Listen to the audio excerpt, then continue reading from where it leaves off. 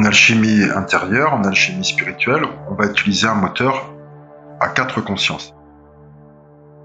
Mais pour bien comprendre son fonctionnement des 4 consciences, il faut utiliser un modèle de base. Donc on va utiliser le modèle corps, âme, esprit, déjà dans un premier temps.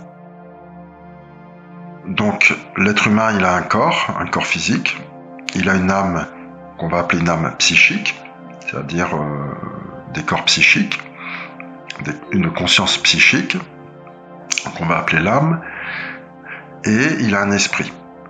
Donc dans un premier temps, on va définir le corps, l'âme et l'esprit. Donc le corps, c'est simple, c'est le corps physique, le corps humain, qui possède sa propre expression, puisqu'il est nerveux, il est organique, il est osseux aussi, il est fluide aussi, donc il contient déjà sa propre sensibilité, et puis il évolue. On voit qu'il évolue, le corps, au cours de l'existence, depuis, je dirais, l'état fœtal jusqu'à la vieillesse, tout ça. Donc c'est un corps évolutif. Et la conscience du corps est aussi évolutive. Pour l'âme, ce qu'on va appeler l'âme, c'est l'âme psychique. Donc ça va être principalement, il va y avoir 3 niveaux de conscience. Les sentiments, le mental et, on va dire, la volonté ou la volition.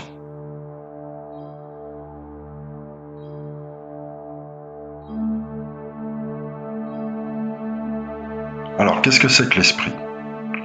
L'esprit, c'est ce qu'on va appeler la pure conscience. La pure conscience, ou la conscience divine. Donc on voit qu'en alchimie, l'alchimie intérieure est déiste. Elle prend en compte Dieu, elle prend en compte ce qu'on va appeler l'esprit, ou qu'on va appeler différemment, dans différentes acceptions, on va l'appeler par exemple le corps de lumière, ou l'Atman, le soi supérieur.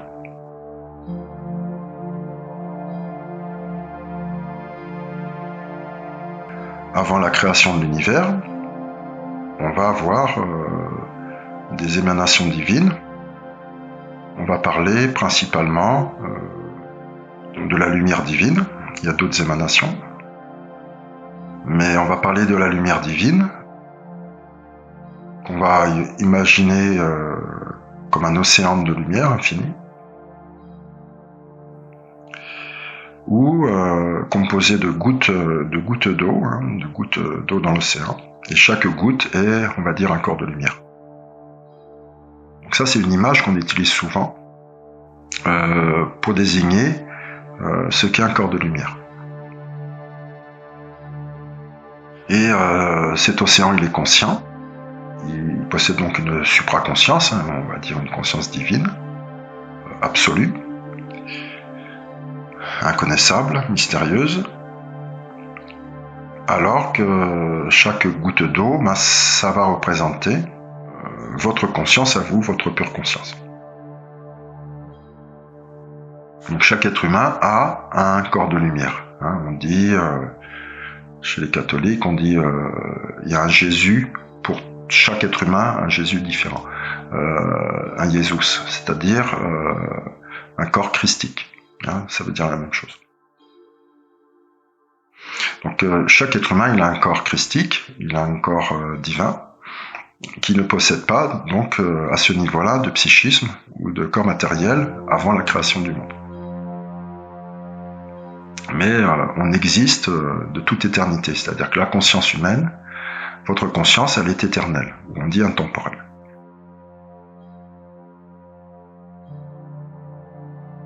On va voir qu'on va utiliser cet esprit, notre pure conscience, pour faire tout le travail alchimique, d'éveil, de purification du psychisme, de purification du corps. Donc c'est le grand agent de transformation dans l'alchimie. Donc on ne peut pas passer à côté de l'esprit.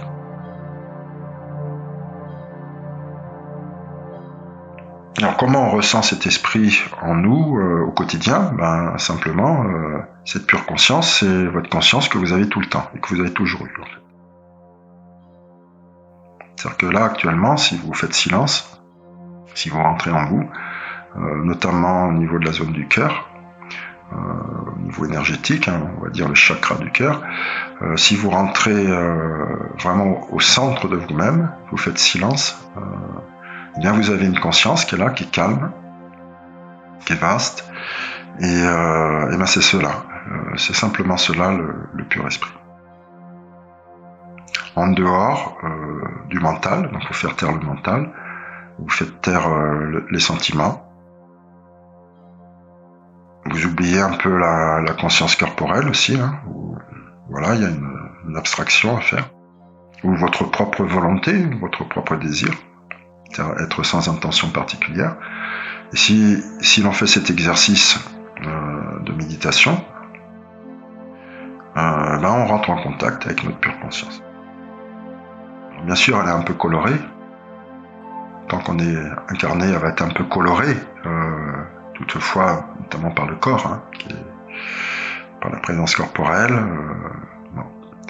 Mais notre âme, notre corps, il va un peu colorer ça, mais toutefois, on peut ressentir pleinement l'esprit. Et dans certains états vraiment de glorification, un peu d'extase, tout ça, un peu plus avancé, on peut le sentir encore de façon plus pure.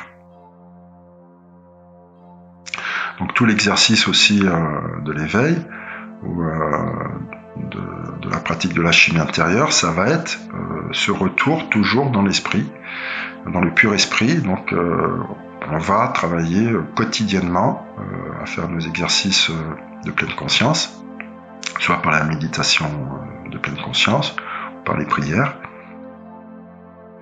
Les prières de vos religions vous mènent, il y a des mantras, des prières qui permettent d'aller atteindre les profondeurs de la pure conscience en soi, qui souvent, au quotidien, dans la vie active, vont être, je dirais, un peu masquées par les sentiments, par le mental, etc., par la volonté, par les besoins du corps, va venir un peu masquer la vue de ça, mais justement, le travail, ça va être dans l'alchimie intérieure. Le travail quotidien, ça va être de faire les exercices de pleine conscience.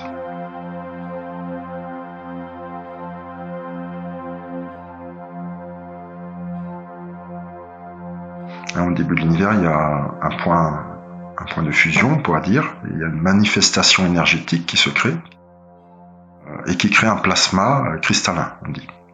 Ou alors une eau chaotique, une eau qui plane sur le monde, comme on dit dans la Genèse. C'est-à-dire l'univers va partir d'un point zéro, il va s'expanser après, ensuite, en 4 éléments, en alchimie en tout cas, terre, eau, air, feu, qui correspondent à des niveaux de fréquence plasmatique, on pourrait dire. La terre étant considérée en alchimie comme l'état atomique, c'est-à-dire la matière, ce qu'on appelle la matière, c'est-à-dire votre corps, la chaise, tout ce qui est matériel, atomique, c'est la terre, c'est-à-dire le niveau le plus refroidi, le plus dense de la fréquence plasmatique, du plasma qui est créé au début, qui va se refroidir. Donc l'élément terre, c'est le monde atomique, le monde carboné, le monde matériel. Dans l'univers, il y a aussi l'élément eau, qui va être relié à des fréquences plus hautes, qu'on va appeler le plan astral, en général, qui est le monde des sentiments, le monde sentimental, le monde affectif, émotif. Et puis, il y a la dimension air, après, en alchimie, qui va être plus subtile encore, qui est la dimension mentale, et la dimension feu, qui est la plus subtile, la plus légère, qui va être le domaine de l'intuition, de la volonté, de la volition. Alors on voit que le niveau de conscience terre, c'est la conscience corporelle. Et l'âme psychique va être composée donc de l'eau, de l'air et du feu, c'est-à-dire des sentiments, du mental et de la volition de la volonté. Donc à partir de ce modèle, on obtient un moteur des quatre consciences. Donc on a un moteur des quatre consciences, mais comment il s'articule? C'est-à-dire comment fonctionne la conscience humaine?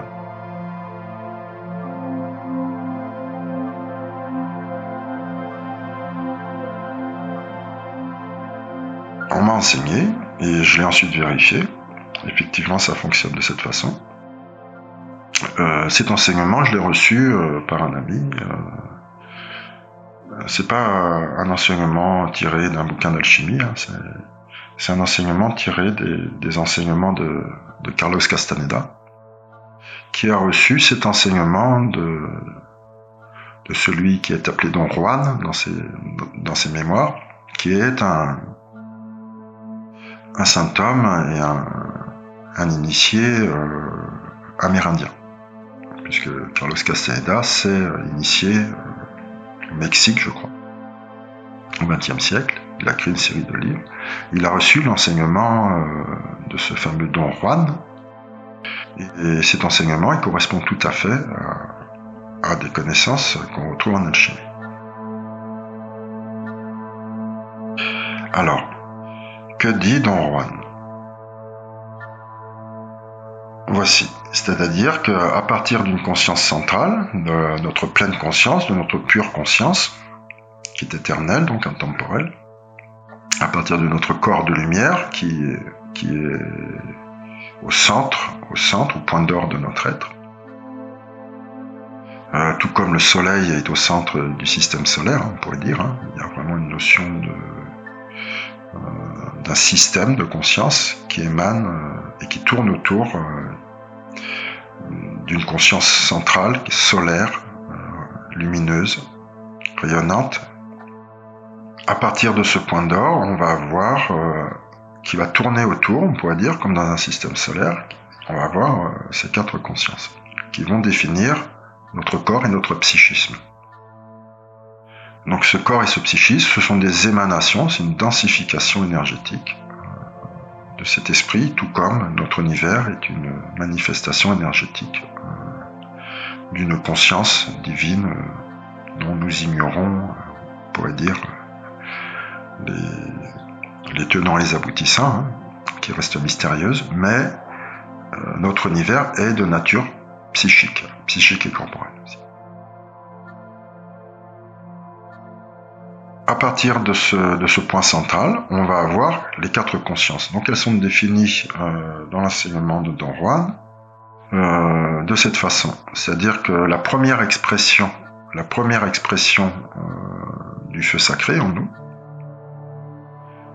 ça va être le feu, justement. Ça va être la volonté, ce que l'on veut. C'est ce qui va nous mettre en mouvement, en fait.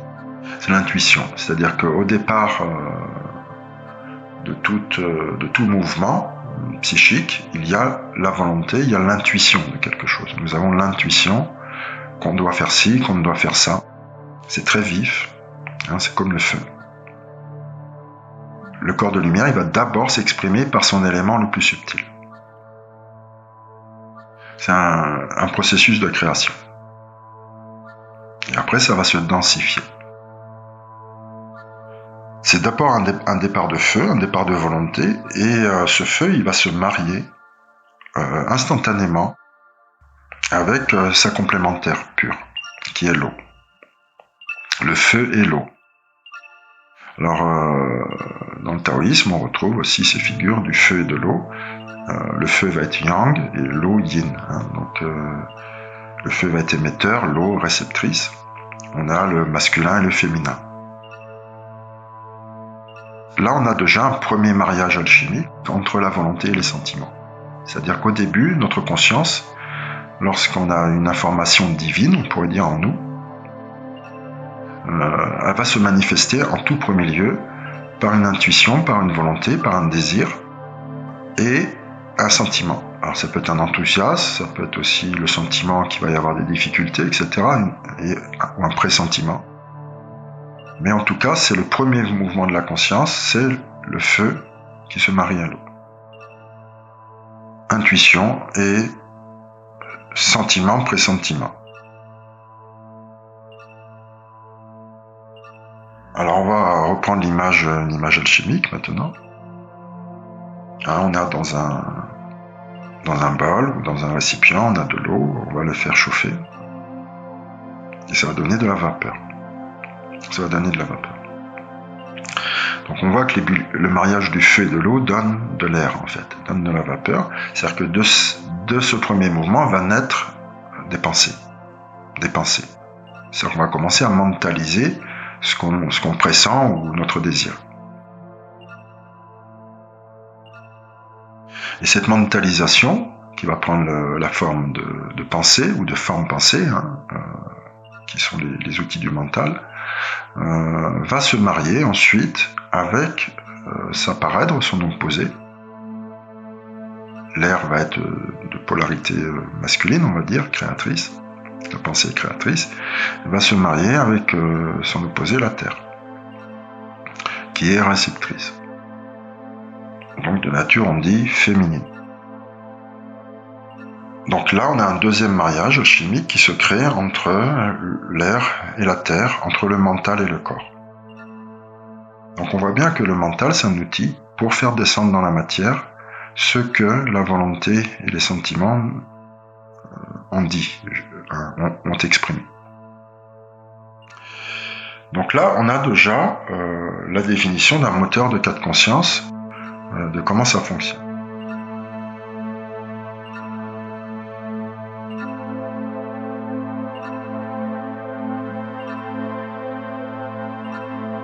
Et ensuite, on va avoir un retour, une fois que la chose est mise en terre et manifestée,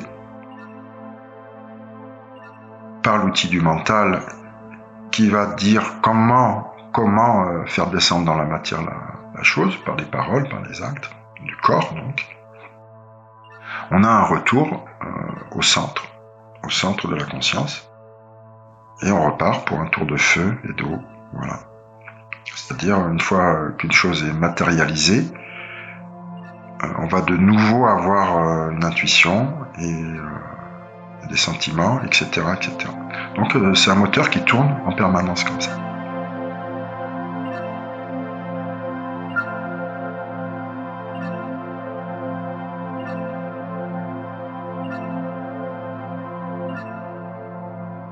Alors on voit aussi dans les schémas qu'il y a toujours ce retour qui passe par le point central. Alors ça, c'est très important.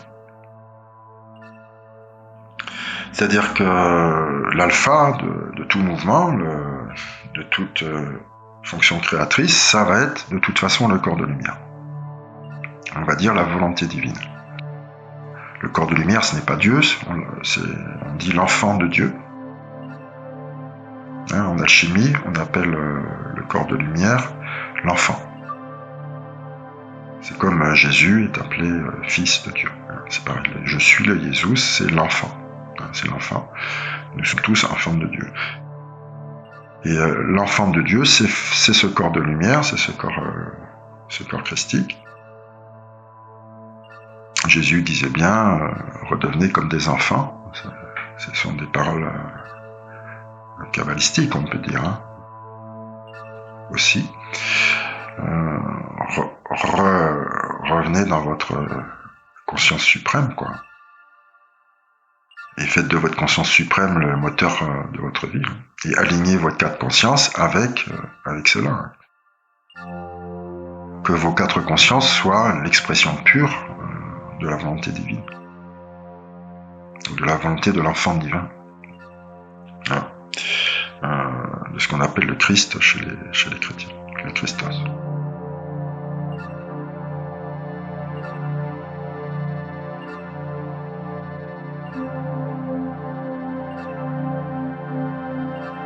De toute fonction créatrice, c'est d'abord une impulsion divine.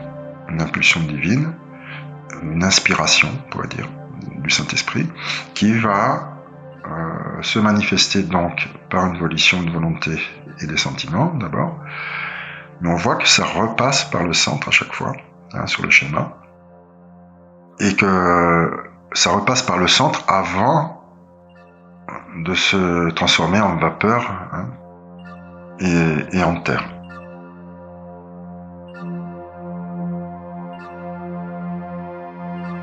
Si on fait bouillir de l'eau, il va y avoir un dépôt au fond.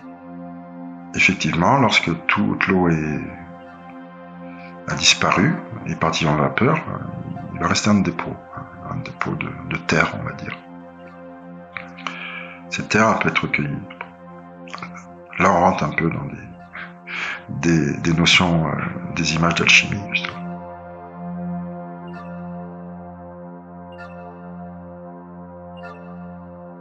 Je reviens au retour à la conscience centrale. Donc le retour à la conscience centrale, c'est ça. On revient après la phase de contact feu-eau, et puis on revient aussi après le dépôt dans la matière des choses.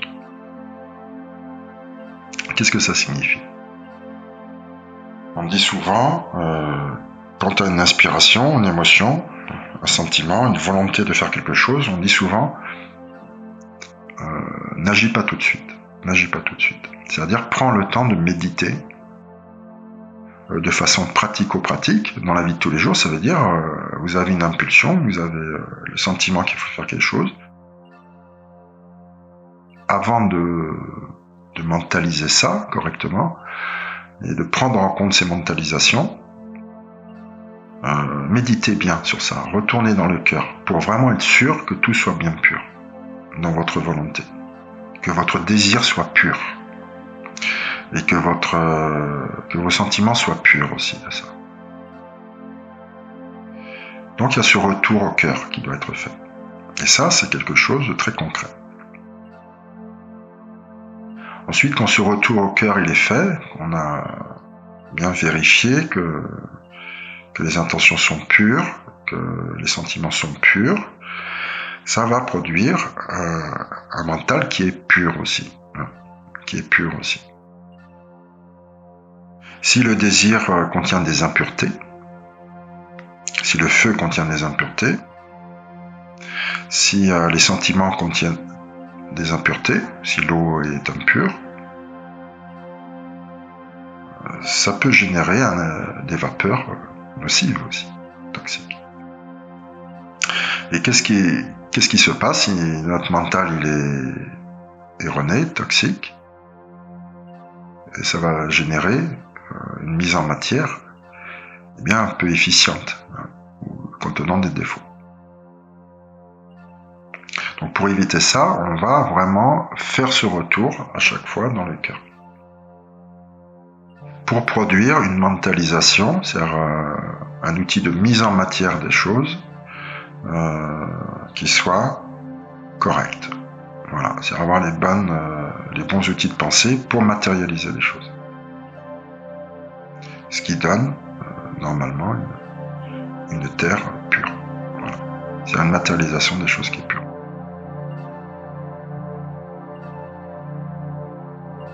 Une fois qu'on a fait quelque chose, quoi que ce soit plus ou moins réussi, on retourne au cœur et on se dit, qu'est-ce que j'ai fait? On fait, comme on dit, l'analyse des actes du jour. Pythagore nous enseigne il nous prescrit quotidiennement, avant de dormir, de bien faire l'analyse de tout ce qu'on a fait dans la journée. En quoi ça a été pur, en quoi il y a eu des défauts, etc. Donc il y a toujours, dans ce schéma du moteur des quatre consciences, ce retour au cœur qui se fait. Et on voit comment, à quel moment. Et ça, c'est plutôt assez démonstratif.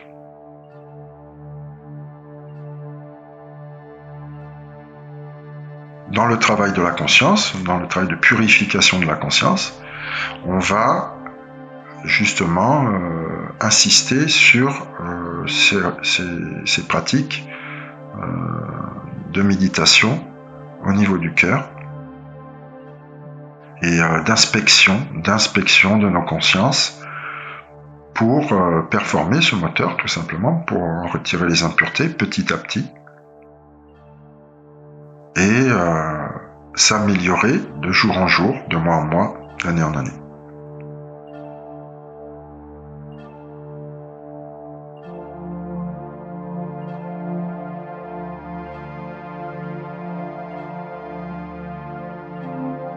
Maintenant, on va faire une dernière observation sur ce moteur des 4 consciences. On voit que l'impulsion, elle est donnée par le pur esprit. C'est-à-dire que ce pur esprit, c'est l'esprit qui sait tout. On dit il est omniscient. Il a les mêmes qualités que l'océan. La goutte a les mêmes qualités que l'océan. Elle n'a pas la même taille, mais les mêmes qualités. Donc cette pure conscience, on dit elle est omnisciente. On dit elle est omnipotente et omnisciente. C'est-à-dire qu'elle peut tout. C'est-à-dire que si on laisse dans nos vies se développer totalement ce pur esprit, on va pouvoir accomplir des exploits, on pourrait dire. Même s'ils sont... c'est tout relatif, hein.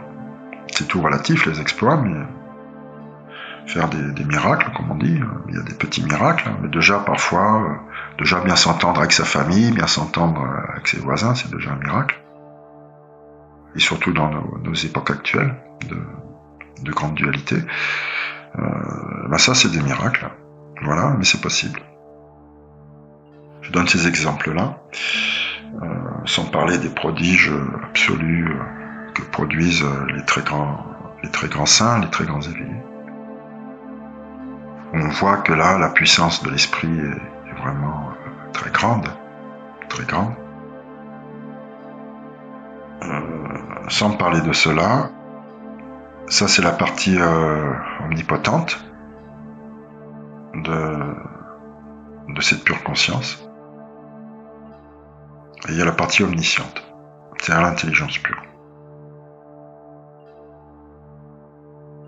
Le Dalai Lama insiste bien sur le fait que le non-éveil est un manque de connaissance.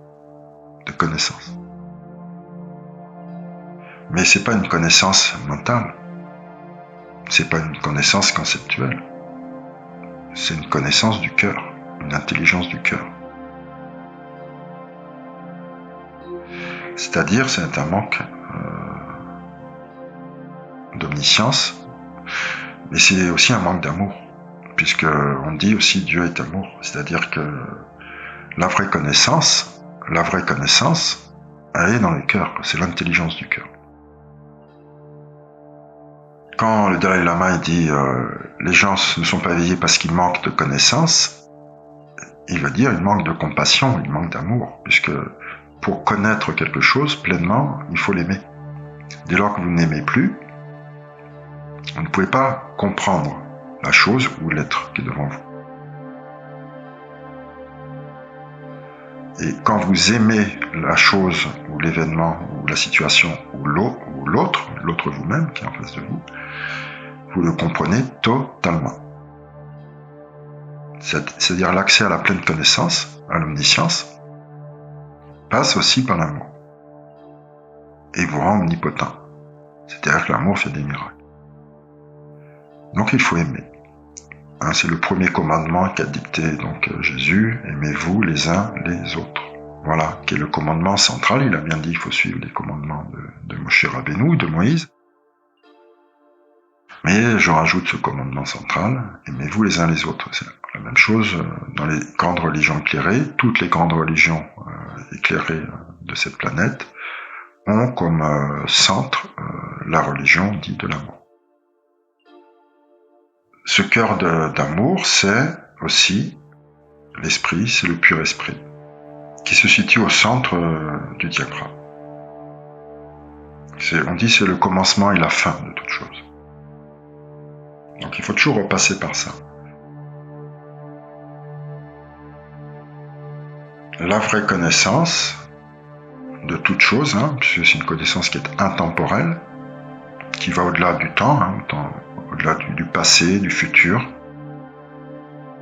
Les saints, les saintes, les éveillés ont des dons de préscience, on dit, sûrement de divination, des dons prophétiques, parce qu'ils voient au-delà du temps, de l'espace.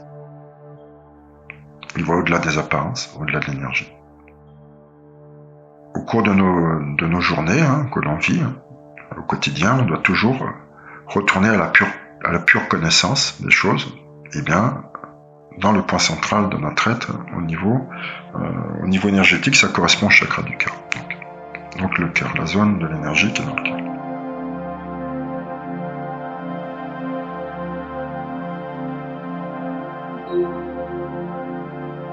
Pour terminer, on va aussi parler des effets bénéfiques de ces pratiques quotidiennes. Je tiens à préciser que l'éveil, c'est d'abord, la première étape de l'éveil, c'est la purification de l'âme. C'est la purification, c'est la première étape avant l'intégration. C'est la première étape, c'est la purification du psychisme. C'est la purification du psychisme. Et on voit que l'agent purificateur, c'est la lumière du pur esprit. C'est la lumière du pur esprit qui consume tout d'un amour inconditionnel, d'une intelligence parfaite. Une des natures aussi de l'esprit, c'est le mouvement permanent. C'est son intemporalité, c'est son mystère aussi. On dit Dieu est mystérieux. C'est le nom qu'il a chez les Indiens Lakota, Tumkan Chila, le grand mystère. On voit que la conscience suprême, elle a des qualités qu'il faut bien connaître et qu'il faut reconnaître en soi. C'est-à-dire que quand on navigue dans le mystère, justement, on ne fait pas de plan, on vit dans le présent, comme dit Eckhart Tolle. Lorsqu'on vit seulement dans le présent, et qu'on est guidé uniquement par l'amour, par la pure conscience, eh bien tout se passe bien en fait. On dit dans l'Ave Maria, on dit et Jésus, le fruit du ventre de la Mère divine, est béni. Voilà. Il est béni. C'est-à-dire le corps du mière est une bénédiction.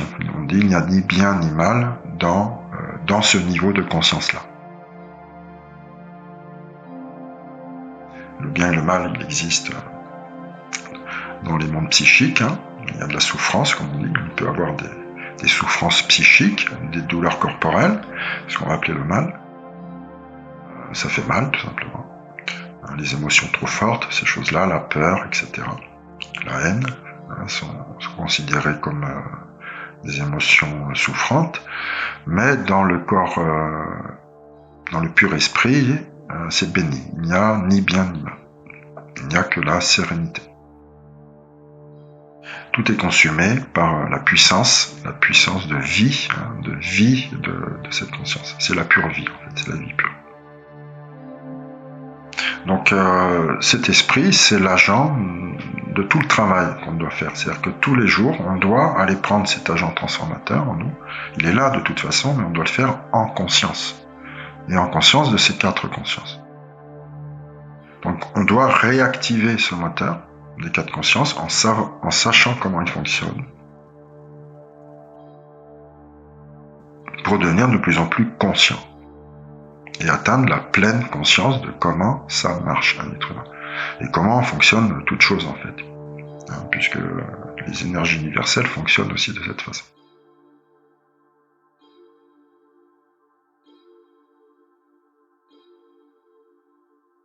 J'insiste sur le fait de la pratique.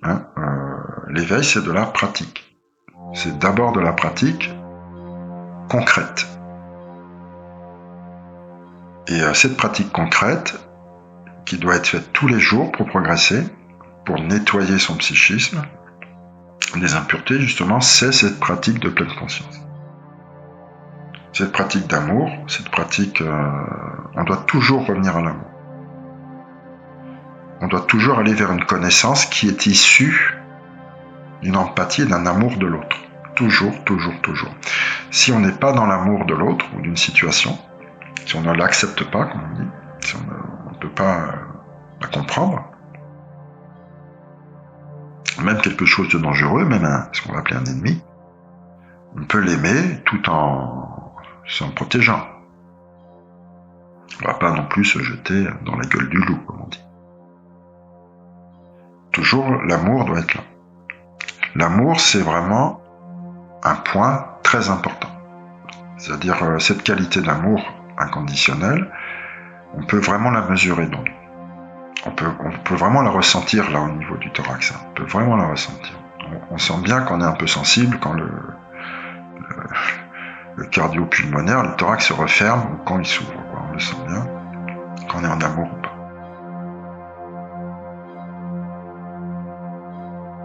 Il faut savoir que toute pensée qui est fomentée hors de l'amour est une pensée fausse. Sans exception. Si vous pensez comprendre le réel ou une relation de façon purement mentale, avec des raisonnements, des dialectiques, c'est forcément faux. C'est forcément faux. Il y a seulement l'accès à l'amour de l'autre qui vous permet de comprendre la situation. Ça, c'est très important. C'est la vraie connaissance. Donc, quand le mental prend le dessus, ce qui est le cas très régulièrement dans nos époques actuelles, où il y a une domination du mental qui va chercher à tout expliquer et à imposer une philosophie purement rationnelle, eh bien, tout cela est faux. Sans exception, puisque le mental, on l'a vu dans le moteur des quatre consciences, ne sert pas à la connaissance. C'est le point central du schéma qui sert à la connaissance. Aimez et vous saurez. Et on voit dans le schéma que le mental n'a qu'une seule fonction. C'est une fonction de logistique. C'est-à-dire à partir de ce que je sais vraiment, de ce que je connais vraiment, je vais avoir des actions à mener, des paroles, des actes à poser par rapport à ça. Comment je fais ? C'est-à-dire que le mental, c'est un système d'ingénierie, de matérialisation de la volonté divine. C'est tout. Le mental, c'est pas une fréquence qui est suffisamment haute pour permettre de tout comprendre. Alors que la fréquence centrale, on pourrait dire, qui est même hors fréquence, peut saisir la totalité des paramètres de toute situation, de toute relation. Et de façon instantanée, la fréquence mentale est trop basse, même pour quelqu'un de très intelligent. Elle est beaucoup trop basse pour saisir la totalité du réel. Donc là, il y a une surveillance à faire, une vigilance à faire au quotidien, de bien discerner quand votre mental se met à vouloir expliquer les choses. Et ça donne en général des résultats catastrophiques, on l'aura remarqué. Parce que, comme je le dis souvent, pour planter un clou, on va utiliser un marteau, pas une scie, quoi. Si vous utilisez une scie pour planter un clou, ou un marteau pour scier une planche, ça va être un vrai carnage, quoi. Ça va être du travail ni fait ni à faire, comme on dit, et à reprendre derrière. Ou à jeter. Eh bien, lorsqu'on utilise son mental pour chercher à comprendre les choses, eh bien, on utilise un marteau pour scier une planche. On va s'attirer en plus les foudres de notre prochain qui va nous dire qu'on est idiot, qu'on est ceci, qu'on est cela, et il aura bien raison. Voilà. Donc utilisons un marteau pour planter un clou, une scie pour scier une planche, et les choses iront mieux. Donc utilisons notre mental pour ce à quoi il est fait. Voilà. Donc c'est pas si évident. Hein. Donc il faut s'entraîner tous les jours à bien observer ces choses et bien voir quand le mental il cherche à prendre la place du roi, quoi. Comme on dit, quand le ministre usurpait la place du roi. Hein, quand on rentre dans des systèmes d'administration technocratique, en fait, au niveau personnel. Au niveau personnel, ça s'appelle la technocratie. Non, l'être humain, il est dirigé par une conscience souveraine, une conscience royale, qui est donc amour, intemporalité, mystère, omniscience et omnipotence.